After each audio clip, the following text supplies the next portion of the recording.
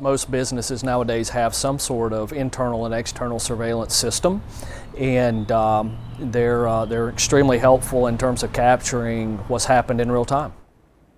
Asheville police officers want you to be on the lookout for this blue sedan we have in a circle for you. Investigators say the driver of this car hit a bicyclist yesterday and kept on going. The hit and run was all caught on camera. News 13's Hannah McKenzie spoke with the cyclist's sister tonight. Laura Stewart says this was no accident. The hit and run Wednesday night, leaving her brother in critical condition. She tells me he's here at Mission Hospital on life support. A camera outside the Griffin apartment complex on Grove Street capturing the moments just after impact. A cyclist hit by the driver of this blue sedan, his body sliding to a stop in the crosswalk. Two bystanders witnessing the whole thing.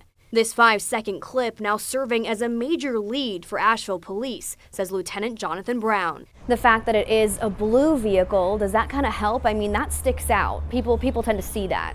Yeah, certainly it starts to narrow the field a little bit, so it gives us a place to start from and a lead to work off of.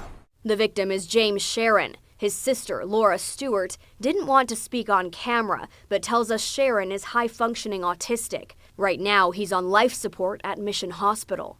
On Facebook, Stewart writing, "This was no accident." In a post pleading for help, she says Sharon was hit intentionally after cutting someone off, writing, quote, "They circled the block and came for him." Is that the case? Yeah, we don't know right now. Definitely exploring all theories and possibilities with the case, so we'll see where the investigation leads, and we won't rule anything out.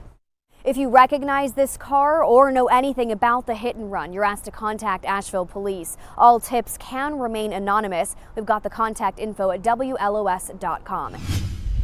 The Ingles SoCon Conference Basketball Championship kicked off today. The tournament is expected to bring millions of dollars to the local economy. But as News 13's Samir Nefsi found out, some business owners are worried about the city's ongoing homelessness crisis impacting their stores. It's estimated about $8 million will be generated from the 4-day championship here at Harris Cherokee Center. However, the city's handling a violent and ongoing homelessness crisis could be a deterrent from some of that money making its way to local businesses. It's a revitalization of life and money for downtown Asheville following the COVID-19 pandemic and the typically slow winter months. We've got to get on with life, and the event today seemed like excellently run. SoCon brings in around 30,000 spectators and a lot of money. We always are excited when there's big events coming in, and yeah, the more people over here, the better. As the city sees a wave of visitors, its homeless crisis is also on full display. People aren't coming on our side of the road anymore. Business owner Taylon Breeden tells News 13 the situation has taken a toll on local businesses. People don't want to come down the road where someone has gone to the bathroom. We have a lot of people that are coming with their kids. They don't want to walk through this. It can be frustrating because it's like, what do? You know, people don't want to come in there if you've got homeless people sleeping in your doorstep. Tackling the homelessness crisis has been a challenge for city leaders. But do you think city government, law enforcement are doing enough for business owners and the overall safety in the downtown area?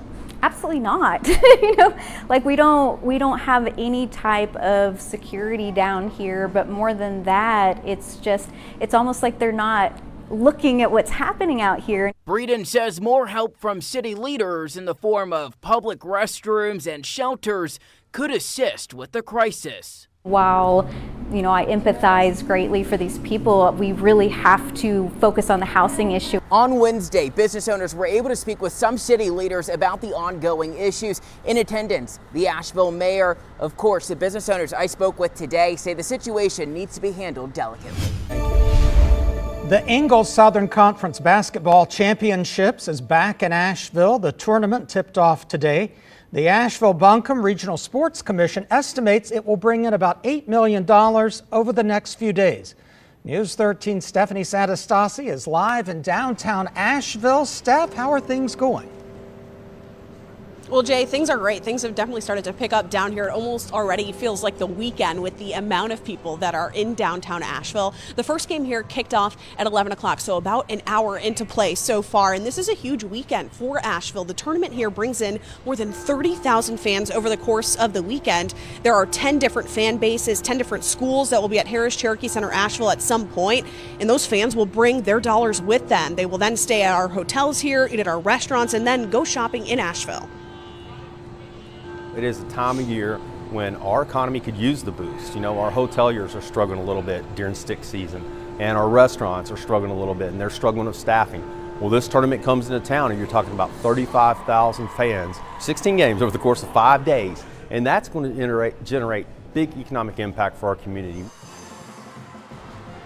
This is the 24th time this tournament's been played in Asheville. The city had it for 12 years and then it went away, but it's now back for its 12th year. The Sports Commission says they're determined to make sure that it never leaves. And 4 women's games will be played today here at Harris Cherokee Center Asheville. Then the men's action will pick up tomorrow. Throughout the weekend, there are a number of activities for kids and families. You can find all of those details on our website, WLOS.com.